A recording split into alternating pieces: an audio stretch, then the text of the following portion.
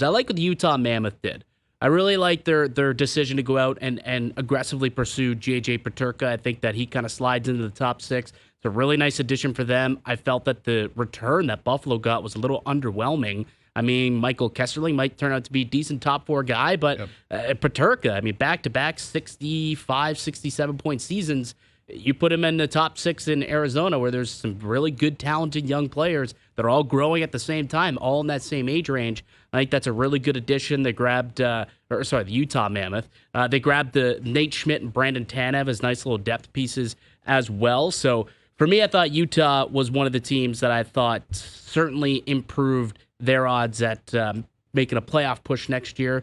I like the New York Islanders summer as well, and I can date that back to them jumping from 10-1 and winning the draft lottery and being able to select Matthew Schaefer as part of the reason why. Yeah. This kid seems like a stud. Like I've listened to a couple of his interviews now. Seems like an absolute salt-of-the-earth kid. He can play. He's going to be a stud on the Islanders' blue line for years. Like, sure, they moved out Noah Dobson, but they quickly replaced him with someone who might be able to take on that role in the next couple of years.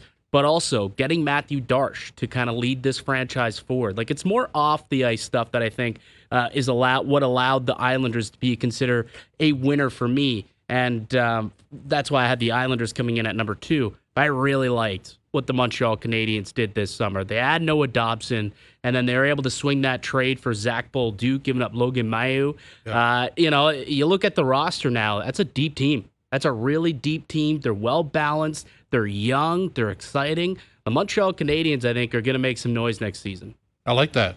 Dave, what do you Well, got? I'll say, just to your point about Matthew Schaefer, I don't know if the kid can play, but he can give an interview. He can talk. He can talk. Oh, he can play. I know. I know he can play. Yeah. We'll see it in the NHL. I mean, let's see it. I know what you're saying. Yeah, but he's a stud. I definitely know he can hold his own on a microphone. So, so definitely that's a great sign.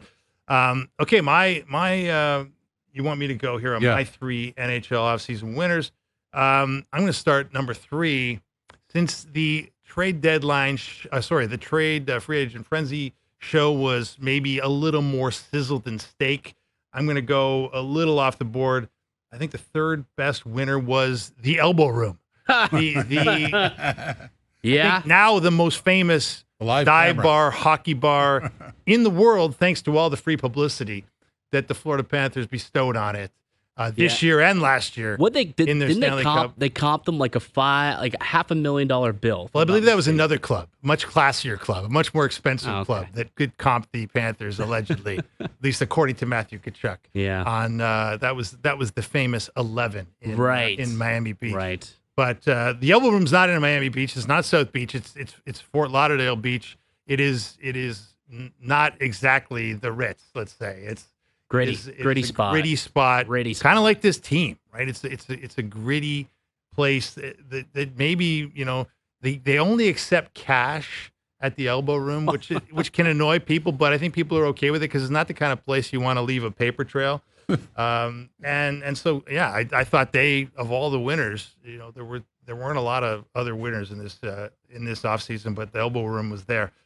Number 2 for me, guys, Trent Frederic. Okay.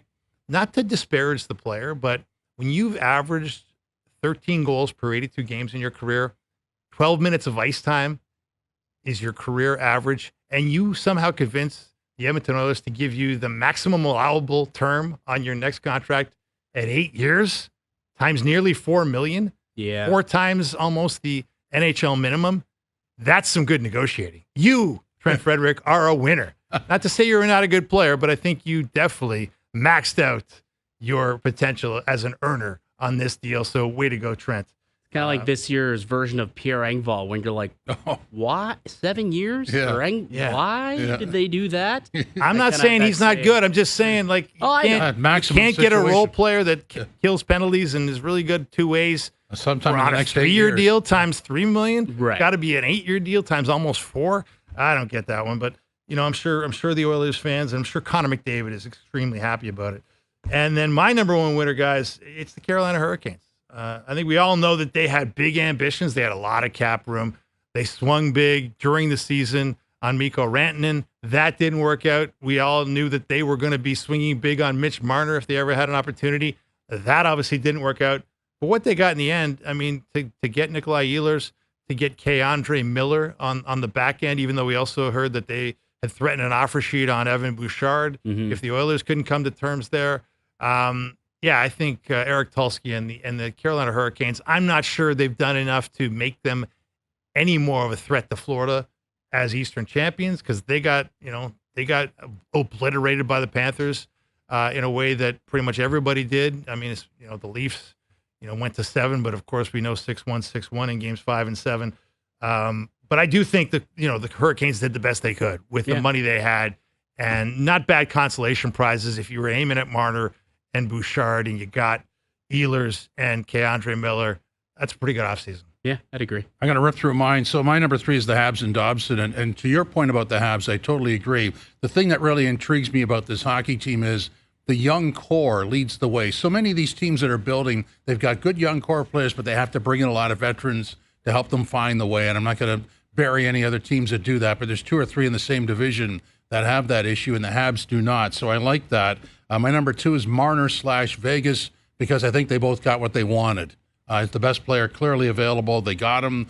Vegas will I guess, cover around him or support him better than the Leafs could. So maybe some Marner fans don't like that, but I think that's going to be a good fit. And my number 1 winner with a bit of a history lesson is the Panthers, because nobody thought they could re-sign all those guys. Yeah. What we're talking about here is hockey history. Just a quick rip through the hockey history. For the last 30 years, 2 in a row is the best anybody can do. You go into the 80s, you've got the Oilers 4 out of 5, 2, miss 1, and then 2. You've got the Islanders 4 straight. You got the Habs 4 straight. In the 60s, you got the Leafs 3 straight. In the 50s, you got the Habs 5 straight.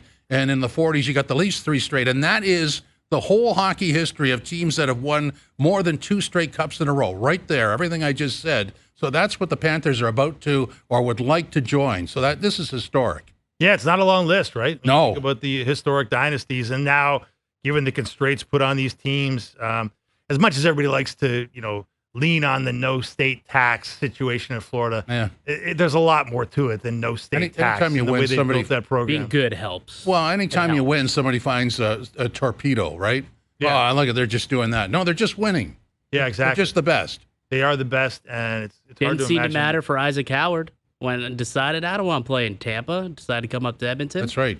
That didn't matter for him. Didn't care about the tax. Nope, didn't care. Now he's not making nearly as much money. He won't be taxed nearly as much as the Tkachuks and the Barkovs and the Bennetts of the world. But he didn't seem to care about that.